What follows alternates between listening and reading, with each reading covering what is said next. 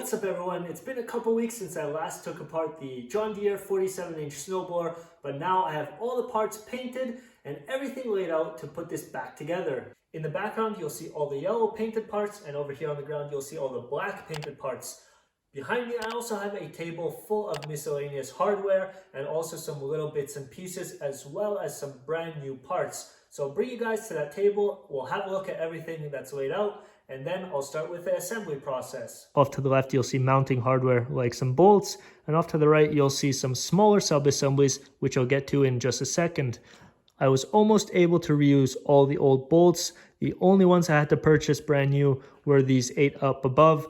The old ones were seized on the cutting edge, so I had to cut them off. So I have 8 brand new bolts and 8 brand new lock washers. Other than that, everything is still original. I just had to clean them up and recut the threads. Over here on the left, you'll see also the main drive shaft, which hooks up to the tractor, and also the mounting hardware. Then we have the quick pins or quick attach pins right here. I'll be putting that back together and greasing everything up. Then up above, you'll see the middle shaft, which transmits power from the tractor to the mounting hardware, and then from here through this drive shaft to the snowblower. So this shaft right here is supported by 2 bearings, and I have 2 brand new bearings for that shaft right there. These bearings are Eccentric bearings, and you'll find a link down in the description. These were purchased by Maple Ace. So this is how the box looks like, Maple Ace right there. And what's good about this is if you need 2 bearings for this shaft, you can also get 2 more bearings which are identical for the main shaft down below.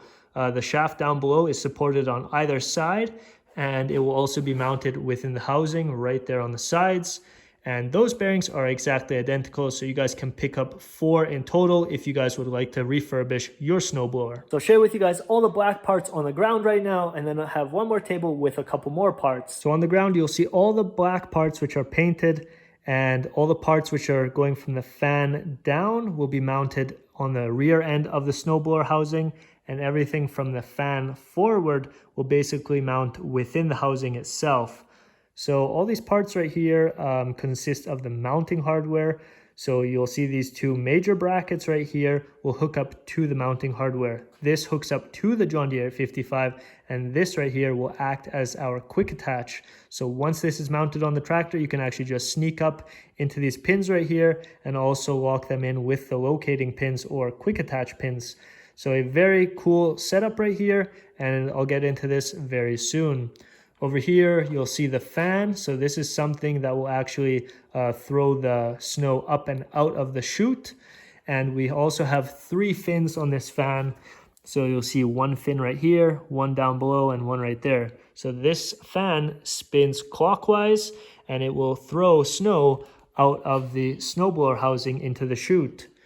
Now this fan was a little bit bent up and I had to straighten it out, so it was bent right here, and it's also still worn. I decided I will drill 4 holes, and I also tapped them. So what I can now do is I'm going to get a very thick piece of rubber, and I'm going to place that right into here. I'm going to get 3 of them so I can actually attach them on all 3 of these little fins. Now what that means is I'm going to be cutting them to the same height as this right here, and then if that rubber ever wears out, I can just replace that instead of welding something in here and I have to replace that over time.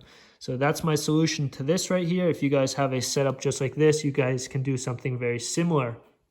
Now the next thing that drives the fan is this little U-joint. It has 3 holes, and there are also 3 holes right here on this fan, 1, 2, and 3. So this will get bolted on to that right there, and it will also be held in place by a key on the shaft. Over here we have a spline on the other side of the yoke, and that will transfer power to this gearbox right here. So this is the input shaft of this gearbox, and this gearbox will be showcased further on in the timeline. So if you guys are interested in this, stick around till later on in this video. I take this apart and I also clean it up, but also I install brand new seals. These 3 seals will also be in the description down below. Now this gearbox has 2 output shafts off to the left and off to the right, and these will power both augers. These 2 augers bring the snow into the middle of the gearbox. Once it goes into the middle and you're driving forwards, it will go onto this fan, and this fan will throw everything out of the chute. Off to the left and off to the right of the augers, you'll also see these little adjusters. These will actually touch on the ground, so I painted these up as well. These are actually in great condition, and what I'm thinking to do on these is I'm going to leave these the way they are. I'm going to get another plate, and I'm going to put that underneath of this, so instead of wearing off the original plate, I'm going to get another plate, and that can be my wear plate actually. So these are still in great condition, and these will be mounted back onto the housing very soon.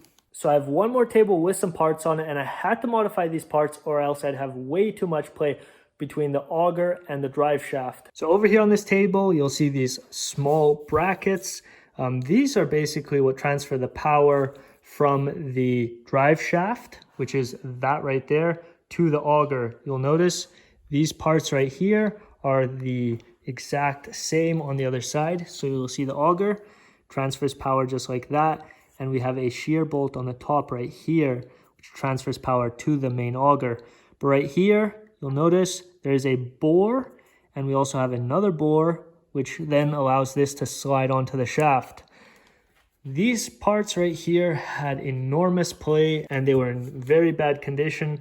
So these are the original pins, and I don't know if you can see that, but there's a bunch of wear on it. So right here, there's a bunch of wear, and then right here.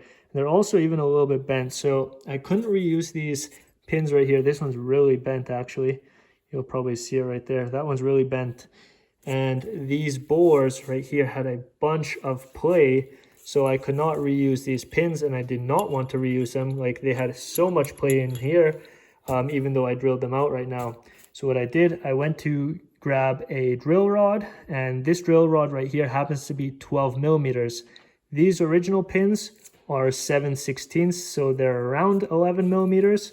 So I opened up the bores in this part right here. You'll see they have been opened up on both sides, as well as on the main drive shaft down below. We have a bore right there and over there. They have been opened up to 12 millimeters, and I made my own pins right here. So this pin right here slides in right here like that, and it'll slide in, and it'll be very snug. So it's very snug between this part and the main drive shaft. Because I do not have a shoulder on one side, what I did, I just went ahead and I drilled 2 holes on either side, and I will be using 2 cotter pins instead of just one like on the old pin. If you guys have the same issue that your bores are way too big, you guys can just drill something oversized and grab a drill rod size that will fit, and then hopefully that will solve your problem. But right now I already talked enough, so I'll get right to the assembly process. If you guys have any questions or concerns, drop a comment down below and I'll get back to you as soon as possible. And if you guys enjoyed this video, I'd really appreciate it if you hit the like button down below as well. So right now, let's dig into the assembly process.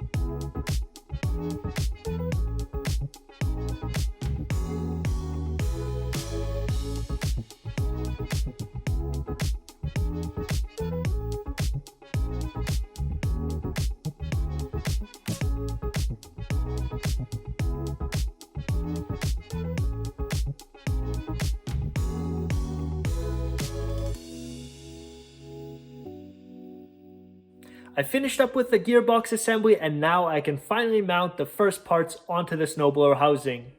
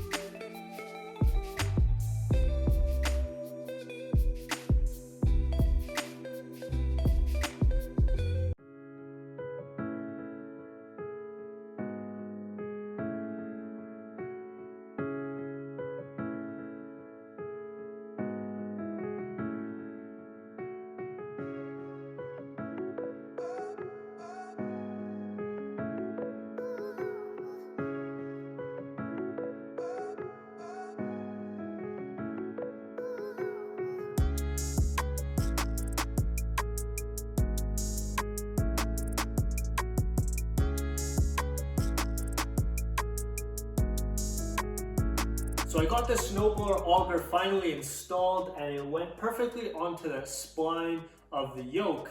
Now what I can do is share with you guys a close-up view on the bearings on either side, and I'll share with you guys the importance of tightening up that collar on each of these eccentric bearings. The bearing flange and the outer race of the bearing are now tight to the housing itself of the snowblower.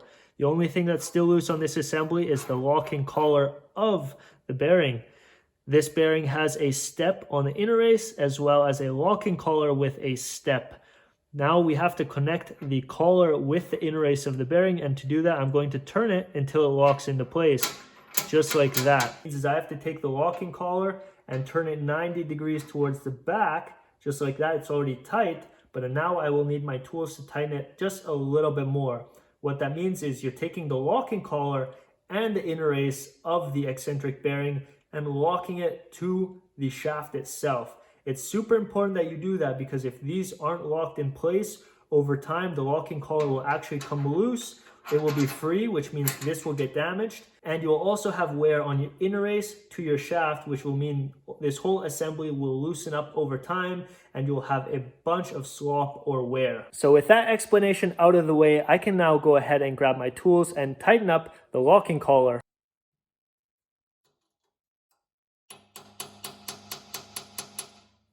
Going to make sure I tighten this up, and I do not want to over tighten this set screw.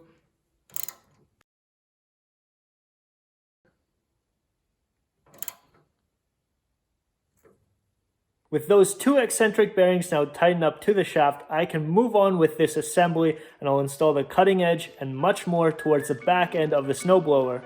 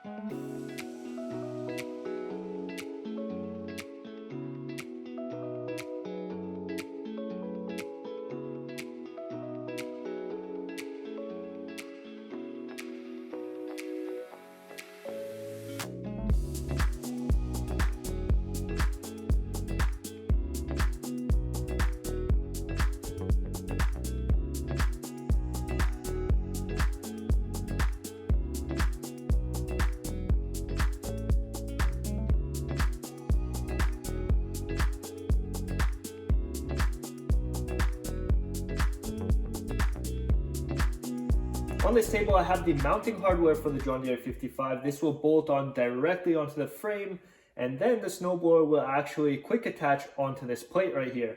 On this plate, we also have this shaft, which will drive our PTO and eventually the snowblower. On this shaft, we will be supporting it by 2 eccentric bearings. So I have one right here and one over here. I'll share with you guys how I assemble all of this onto the mounting hardware, and then I'll give you guys some advice how to lock these into place.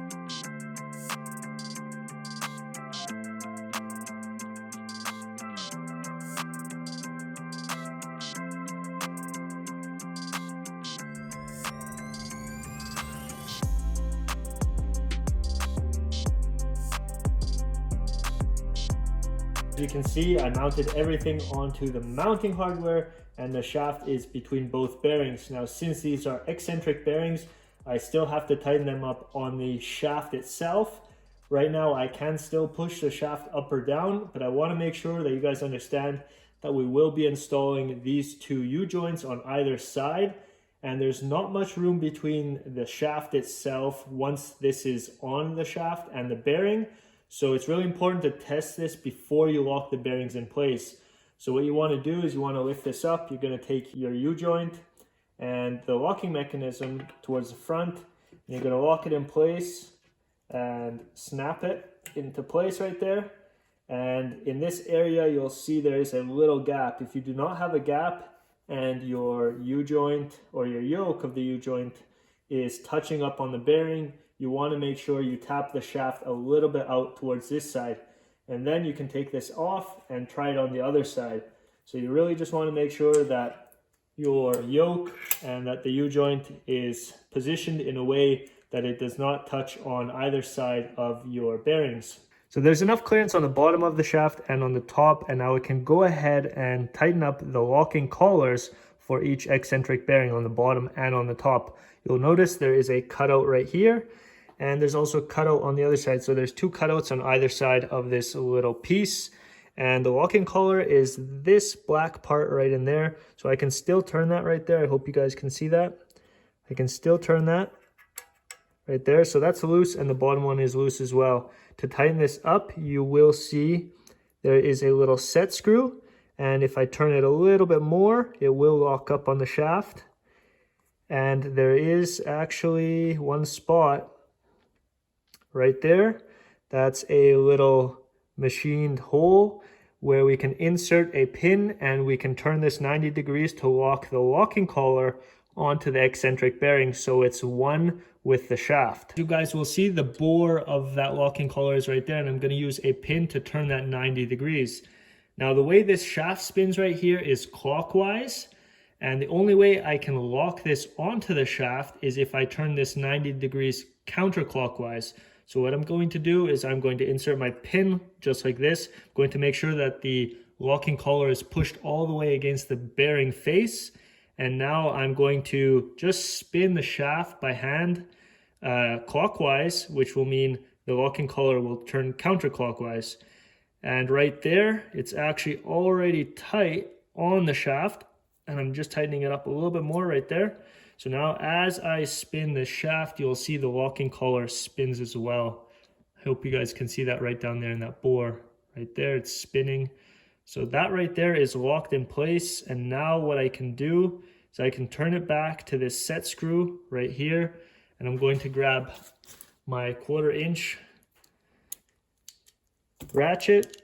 And I have a Allen bit right in here. And I'm going to tighten this up.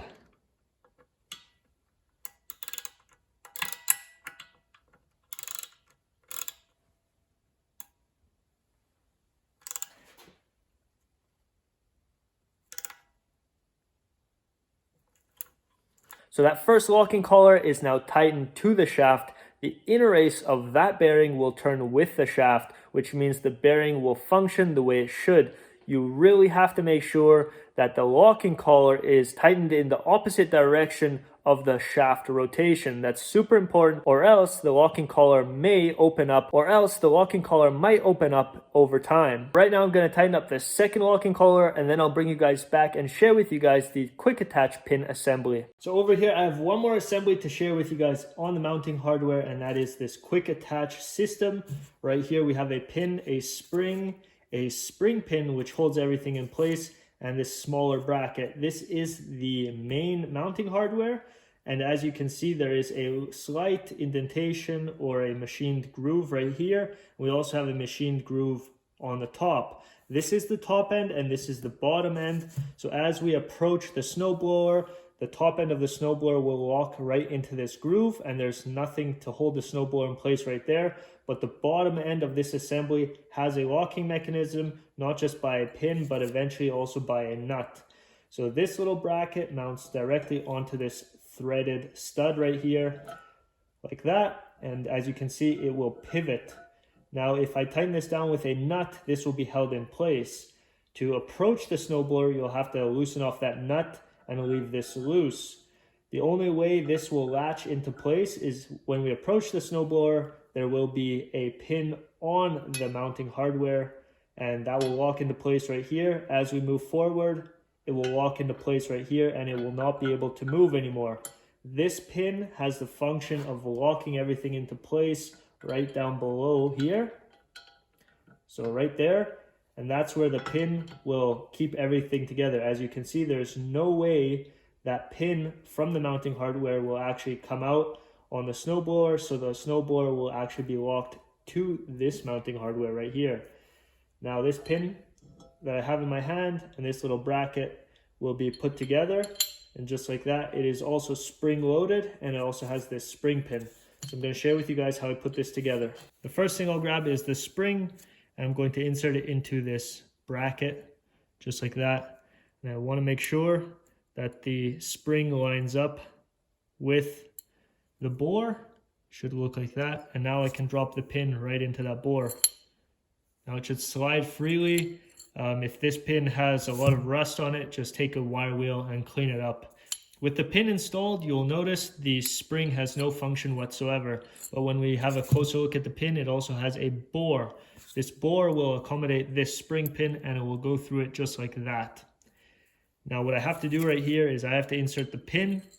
I'm going to have to bring the spring back from the thicker plate. I'm going to have to bring the spring back, and then through that little bore right there, I'm going to have to make sure the spring pin is between this thicker plate and the spring, which should be above or off to the left in the video.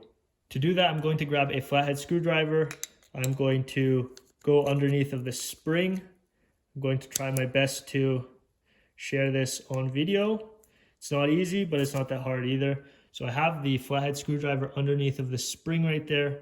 And I'm going to make sure that the pin actually goes a little bit forward, so I can just insert this spring pin right into there.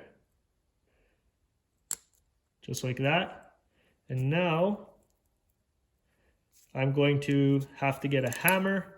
I'm going to have to tap in this spring pin into the bore. Now after hammering the spring pin into this part, you will notice this pin finally has a function, and now as I pull on it, it is spring loaded, so it will protrude past this bigger plate. Now when we look at it on this plate, or on the mounting hardware itself, as I put that onto there, what I have to do is I have to pull on it, turn it 90 degrees so it locks into place like that, and now I can actually rotate this without any issues. Once this pin is locked in place in this position, I can then turn this 90 degrees and let it go, and it will actually lock into place with this pin. The last thing I'd have to do on the John Deere 55 or on this mounting hardware is to tighten up this nut to hold everything right here in place. So I'm finally finished with the John Deere 2-stage 47-inch snowblower. I'm really happy the way it went back together. I did do quite a bit of work behind the scenes, so I got all the parts ready for the assembly, and I also painted all the parts up. Now it looks like new, and hopefully it works like new once I hook it up to the tractor, but I'll leave that for an upcoming video. If you guys enjoyed this video today and you found it helpful, I'd really appreciate it if you hit the like button down below. If you guys are interested in mechanical components just like this snowblower over here, I'll have more videos in the near future, so don't forget to hit that subscribe button down below. Until next time.